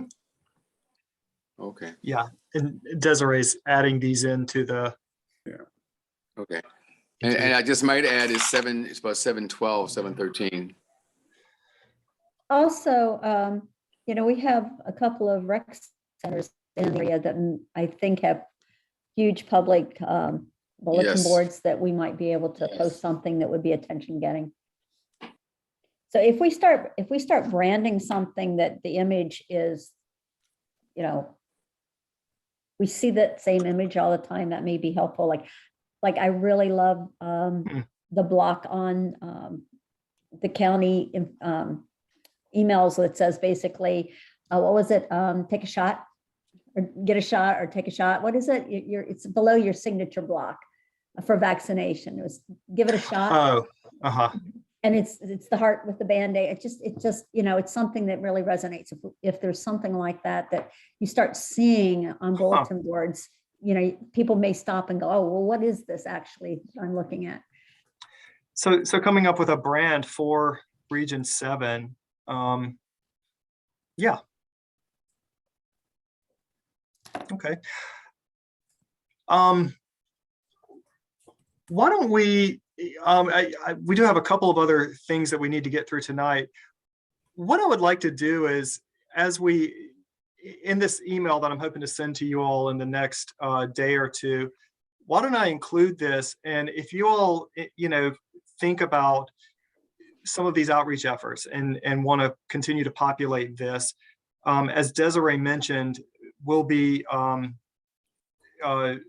putting together a public outreach plan that we will share with you in I believe the third meeting is what we're planning to do with that. So this discussion can continue that way. So let me continue. Let me go back to sharing my screen and let Desiree finish going through some of the housekeeping items that she needs to cover with you all tonight. Yeah, so we have, about 15 minutes left. So most of what we have for the rest of the night is really just housekeeping, talking about our upcoming next meetings, and then what we sort of need from you in the next, from now until our next meeting. So I think we can go to the next slide. So we just wanted to confirm here that everyone has been able to log into their personal Region Plan Gmail account. We sent credentials, were emailed previously, and we sort of recommend forwarding these emails to your personal account so you don't have to check a second account. But we just wanted to get a sense, is anyone still having issues connecting to their Region 7 Gmail account?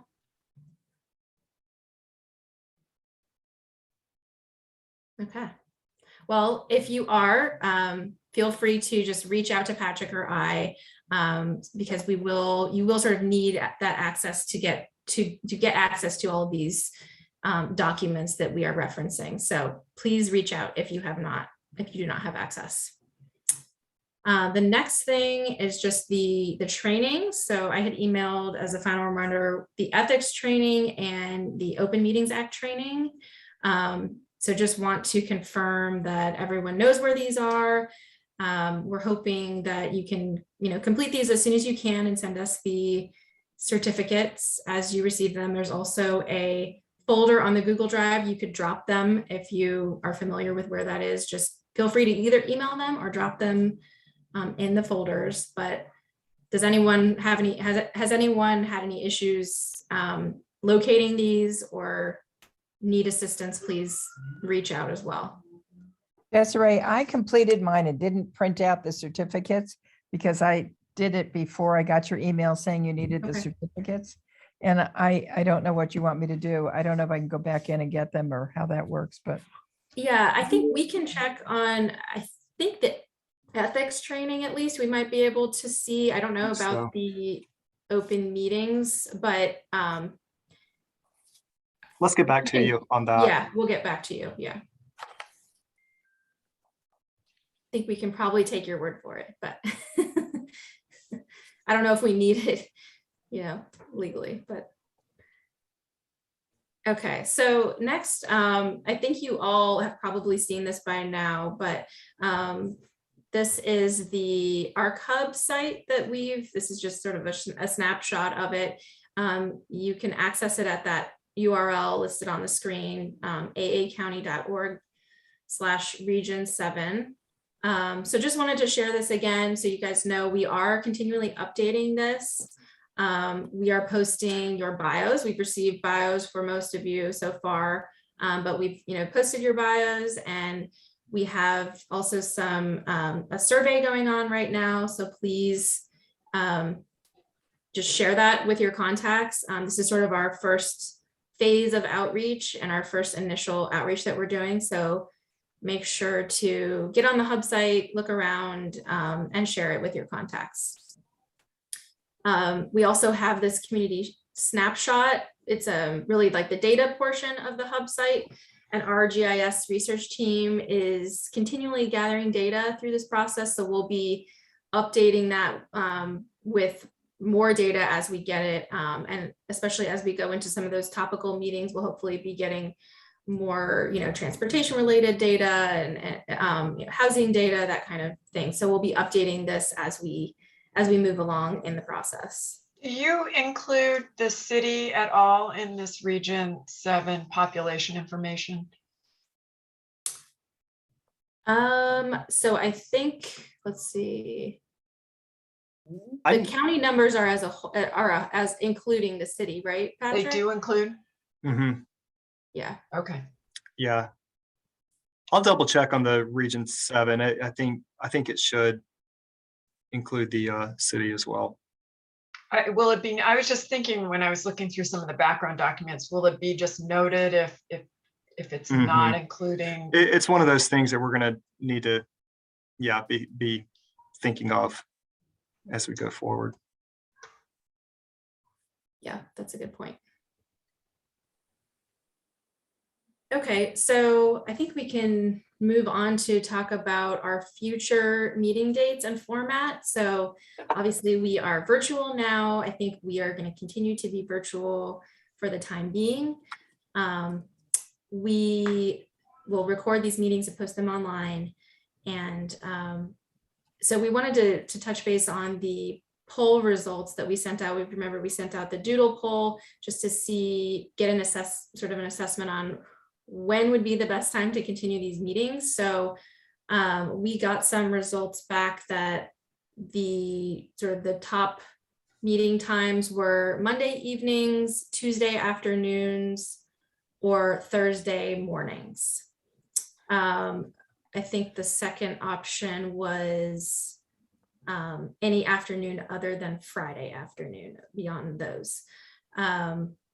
So generally, it was kind of interesting to see that evenings are not really the best time, it seems, for everyone, other than maybe Mondays. So I guess, and another interesting thing is that I think everyone agreed that having a monthly meeting is the best solution, and then having sort of additional meetings as needed. So I think what Patrick and I have discussed is that we would like to have, if possible, a monthly meeting. For example, maybe the fourth week of every month, we would have our meeting, our monthly meeting. And I guess we wanted to sort of hear from you guys if you think we could decide on a specific meeting time that works for most people, but also with the understanding that we don't want one person or two people to be consistently left out of, if they can't make Thursday afternoons and that's when we decide to have it, that they just can never attend the meeting. So I don't know, Patrick, do we want to just open it up or sort of suggest? Yeah, since this slide was put together, we do have 10 responses now, but that's still only 2/3 of this committee. So I'm kind of not sure where to go from here. I think we're pretty clear on let's meet monthly, but this idea of a meeting time, exactly like you said, Desiree, I don't want to set a time that will consistently leave out somebody. Does anybody have any thoughts or recommendations? And Tony, I might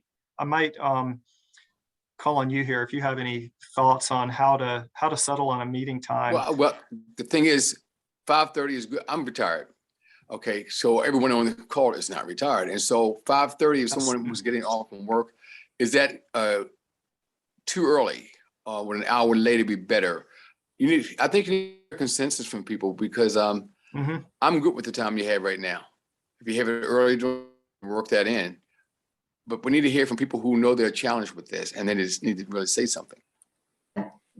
Tony, I appreciate you making, sorry, go ahead. Sorry, Anna. I was just gonna say, if you wanted to just take these suggested meeting days and just plan out a schedule, folks can plan around them. So one, February, a Monday evening, March, a Thursday morning, take it into consideration that way. Does that make sense? So potentially varying the meeting time, like we're always on the 4th week, but this meeting will be whatever morning, the second month will be Monday evening. That's right. So if you just put out a long range calendar now and just say these are when it's going to be, that may help people plan. I know evenings for me aren't ideal, but certainly we'll make it work as necessary. Yeah, Kristen and Tony, I appreciate your comments. I kind of echoing what Kristen was saying. As much notice as possible is probably the best method for me. I can have a flexible schedule if I have enough notice. This time is a little tricky for me. I'd actually appreciate if we held it like closer to 6, just because getting home and getting the kids settled and getting dinner on the table is having a little bit of wiggle room there would be great.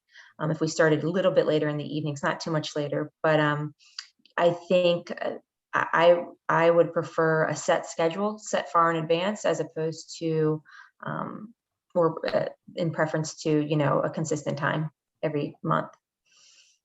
That helps us out a lot to hear that because some people may feel the same way you do, don't want to speak up. You have to speak up, folks, because we can't accommodate everyone, but we need to hear the majority of what people are saying so we can make some sound decision. Personally, like I said, I'm retired, but 6:30 would be a time I would think would be better for folks, especially if you're working, you have young children, you have other concerns with your parents or whatever. It gives you a chance to breathe between work and coming to a meeting. Well, me personally, I think the long-term calendar would be good. I mean, I work in the evenings. I mean, some evenings I could chime in on a meeting while I'm at work, but like tonight, I just happen to be off from work. So, but if I have a long-range calendar, me personally, I wouldn't have no problem with taking off from work for a meeting because I can do that. But if it's planned ahead of time, and even the mornings and afternoons any morning and afternoon is good for me because I don't go into work until 3 o'clock in the afternoon. But our evening meeting, I would need to know ahead of time. So those time periods that's on the slide here, for me I can work with, but I know we need to be consistent as a group and try to accommodate everybody. So I think it's important to have advanced calendars. Yes. But I'm one of those people who I like a consistency. I like to know that, I shouldn't, if I don't have my calendar in my hand or in my head, and I go, you know what, that's the 3rd Wednesday of the month. That's probably going to be a planning meeting. That's just the way I am. A comment about the 4th week in the month.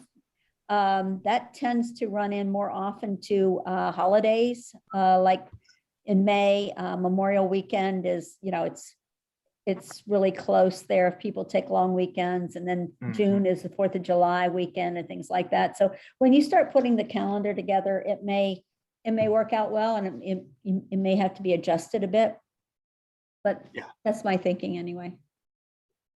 Question to Patrick and to Desiree. Of those who could not make it tonight, was it because of scheduling? We only have 2 that did not make it, and I'm going to try to reach out to them and find out what the issue is and get their thoughts on this as well, because I don't know the answer to that.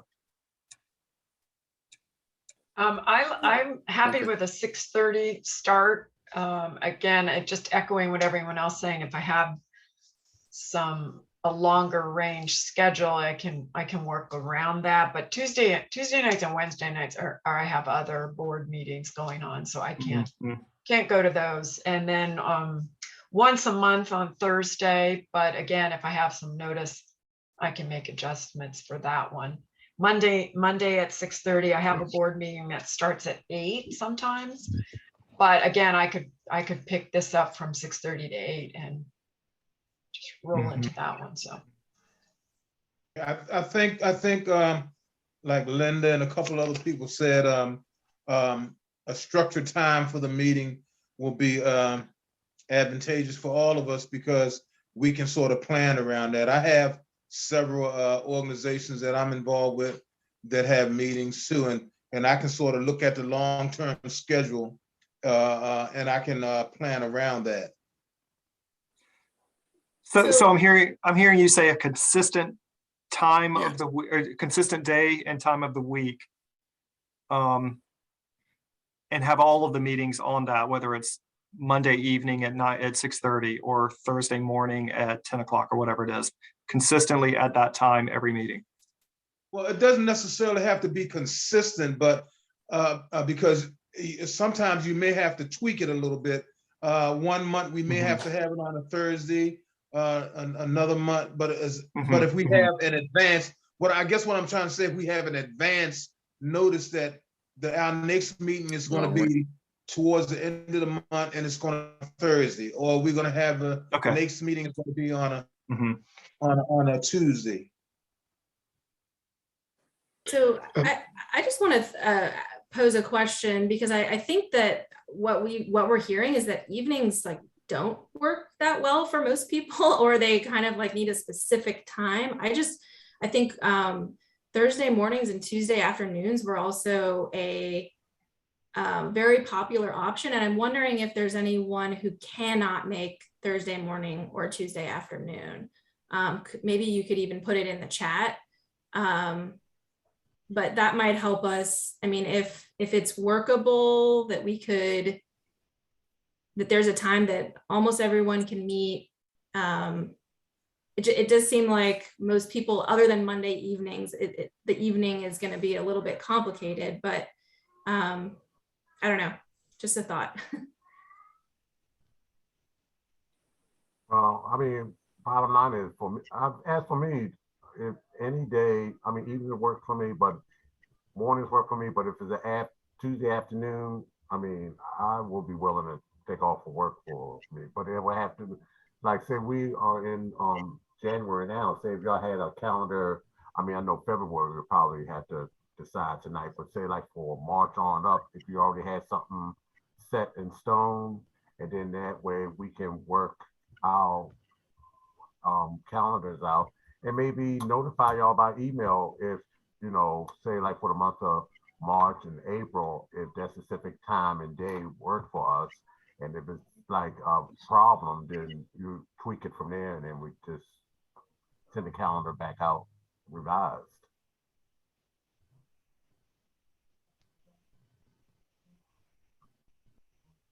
Well, as you can see, we're getting some people in the chat with their times that are good for them. So just keep sending things to us to the office so that Patrick and Desiree can get a consensus of what good dates. And then Patrick, I think even still with that, would you still put out like a Google survey? Well, I'm hoping that we could come to a decision tonight to help structure this. I do feel like I do want to reach out to the two that are not here and get them to weigh in as well. But I am thinking maybe the thing to do is to put together a long-term schedule, share it with everyone and get that. Probably looking at something in the fourth week of the month, flexible as Linda said. If there are holidays or something that we need to work around, then maybe we reschedule that one, and we'll go from there. So why don't we work with what we've heard tonight and let me reach out to the two that are not here, get their input, because I got no input from them on this survey that we sent out, and go from there. Let me ask you, okay, this is a different subject and I don't want to cut you off. Go ahead. That's fine. No, I'm fine. That's fine. So I just want the only other part I just wanted to build on that, because I felt the survey is, for me, whatever it is, seeing like more than a month or 2 months out, for me, it needs to be, 6 months or something. That way I can just plan my calendar and work around. Agreed. Okay. Thank you. Okay. Yep. My question is, looking at the hour, we had discussion for the driving tour down at 7:15. Is that something we can put off to next meeting? Or is it something different? That will be our next meeting. So I think we can skip, we can kind of skip right to that, and I can just give you a general, we can provide an email with sort of the instructions, but okay, just to give you a general sense, for our next meeting, we want to do sort of a virtual driving tour. So we originally hoped that this would be an in-person physical driving tour, but since we don't think we can accomplish that all driving around in a bus together, we're thinking of spending the next 3 weeks for everyone to start gathering photos and talking points for places in Region 7. So you can go out, take your photos or videos. You could also just take screenshots of Google Street View or coordinate with us to help you, get a photo if you need.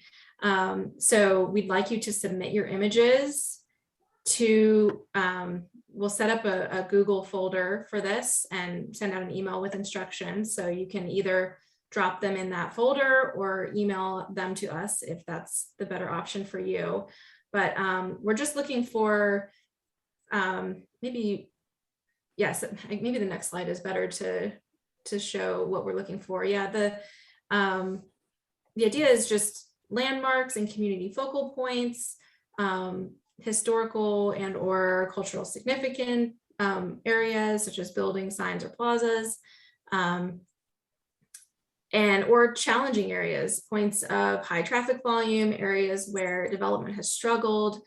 And so sort of getting a catalog of these places and doing a kind of virtual tour of them for our next meeting is what we had in mind. So, and then we'll sort of categorize them using the previous slide by love it, fix it, or dream it. So you may have one that this is a positive, this is something I love about the community, or it may be, I hate this is negative, I wish it was gone, or it's a dream it, like what could this area potentially be, what would be needed for the future. So we have an example quickly, I can just, so this is sort of what it would look like. We'd have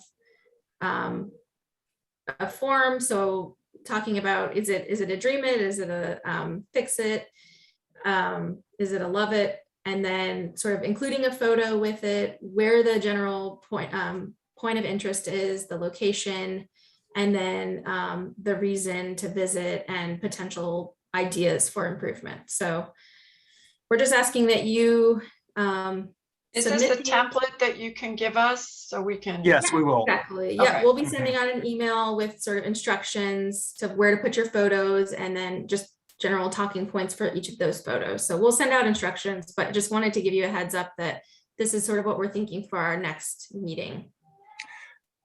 Yeah, and the idea would be that ideally you all would be kind of leading the discussion on these. So give us your thoughts, areas that you love need to be preserved, areas that need to be fixed, your vision for the area, images that represent that, and then you all lead the discussion at the next meeting. So we'll send all of this out tomorrow or the next day so that you have it.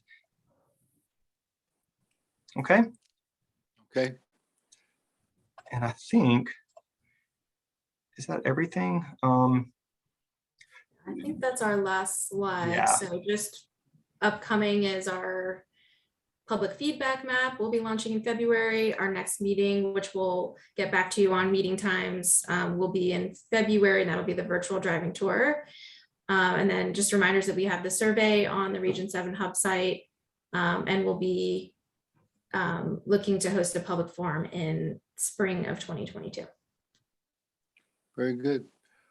Well, Patrick, may I just thank everyone for participating tonight? And we look forward to your future participation and input. Great. Thank you all very much.